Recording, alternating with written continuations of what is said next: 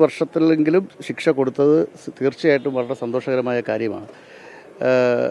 പ്രോസിക്യൂഷൻ്റെ ഭാഗത്തു നിന്നുള്ള കുറച്ച് തെളിവുകൾ ഇനിയും തെളിയാനുണ്ട് എന്നൊക്കെ അവകാശവാദികൾ പറയുമ്പോൾ പോലും കുറ്റം ചെയ്തവർക്കെതിരെ മാതൃകാപരമായിട്ടുള്ള ഒരു ശിക്ഷാ നടപടിയാണ് ബഹുമാനപ്പെട്ട കോടതി. ആ വേർഡിക്റ്റിനെ നമ്മൾ അംഗീകരിക്കുകയാണ് ചെയ്യുന്നത്. തീർച്ചയായിട്ടും അല്ല, അതിലല്ല. ഇപ്പോൾ ഈ വേർഡിക്റ്റിൻ്റെ അടിസ്ഥാനത്തിലാണല്ലോ നമ്മൾ പറയുന്നത്. ഇപ്പോൾ സ്വാഭാവികമായിട്ടും സമൂഹത്തിൽ രണ്ട് പക്ഷമുണ്ട്, അതില്ല എന്ന് പറയാൻ പറ്റത്തില്ല, അതൊരു വസ്തുത തന്നെയാണ്. That's A fact. അപ്പോൾ സ്വാഭാവികമായിട്ടും മേൽക്കോടതിയിലേക്ക് പോകണം. അവർക്ക് നീതി ലഭിച്ചിട്ടില്ല എന്നാണ് പ്രോസിക്യൂഷൻ്റെയും സർക്കാരിൻ്റെയും തീരുമാനം. അങ്ങനെ അതുകൊണ്ടാണല്ലോ സർക്കാർ അപ്പീൽ പോകുമെന്ന് പറഞ്ഞത്. സ്വാഭാവികമായിട്ടും അപ്പീൽ പോകും. അപ്പീൽ പോയി കഴിയുമ്പോൾ തുടർ നടപടികൾ എന്താണെന്ന് വരുന്ന ദിവസങ്ങളിലേ നമുക്ക് കാണാൻ പറ്റത്തുള്ളൂ. ഇപ്പോൾ ഏതായാലും വേർഡിക്റ്റ് ഇറങ്ങി. ഏതായാലും 3000 പേജുണ്ട്. എത്ര പേജുള്ള 3000-ഓളം പേജുള്ള ാണ് ഇറങ്ങിയിരിക്കുന്നത്. ഞാൻ വിധി പകർപ്പ് കണ്ടില്ല. നിങ്ങൾ പറഞ്ഞിട്ടുള്ള അറിവേ ഉള്ളൂ. ഒരു സ്ക്രോള് വന്നു, ഇങ്ങനെ 20 വർഷം കണ്ടെത്തണമെന്നുള്ള സ്ക്രോള് മാത്രമേ കണ്ടുള്ളൂ. അത് മാതൃകാപരമാണ്, അതിൽ യാതൊരു സംശയമില്ല. കുറ്റം ചെയ്തവരെ നിയമത്തിൻ്റെ മുന്നിൽ കൊണ്ടുവരാൻ സർക്കാർ വിജയിച്ചിരിക്കുന്നു. തീർച്ചയായിട്ടും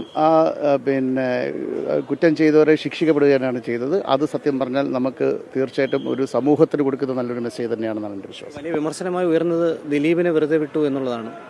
അതായത് നമ്മളെ സംബന്ധിച്ചിടത്തോളം ഒരു കാര്യം മനസ്സിലാക്കണം. നമ്മൾ വസ്തുനിഷ്ഠമായ കാര്യങ്ങൾ സംസാരിക്കണം. ഒരു കോടതിയുടെ മുന്നിൽ വരുന്നത് തെളിവുകളുടെ അടിസ്ഥാനത്തിൽ മാത്രമേ ഒരാളെ കുറ്റവാളിയാക്കുകയോ ശിക്ഷിക്കപ്പെടുകയോ പറ്റുള്ളൂ.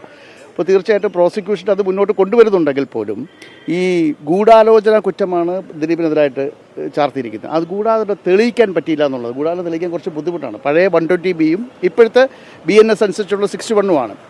അപ്പോൾ ആ ഗൂഢാലോചന തെളിയിക്കപ്പെട്ടില്ല എന്നുള്ളതാണ് കോടതി കണ്ടെത്തിയിരിക്കുന്നത്. അപ്പം സ്വാഭാവികമായിട്ടും നമുക്കിനിയിപ്പം അതായത് സർക്കംസ്റ്റൻസസ് ഒരുപാടുണ്ട്. അപ്പോൾ ചെയിൻ ഓഫ് സർക്കംസ്റ്റൻസസ് മാത്രമല്ല, നമ്മളെ സംബന്ധിച്ചിടത്തോളം പ്രോസിക്യൂഷനാണ് ഏറ്റവും കൂടുതൽ ബേർഡൻ ഉള്ളത്.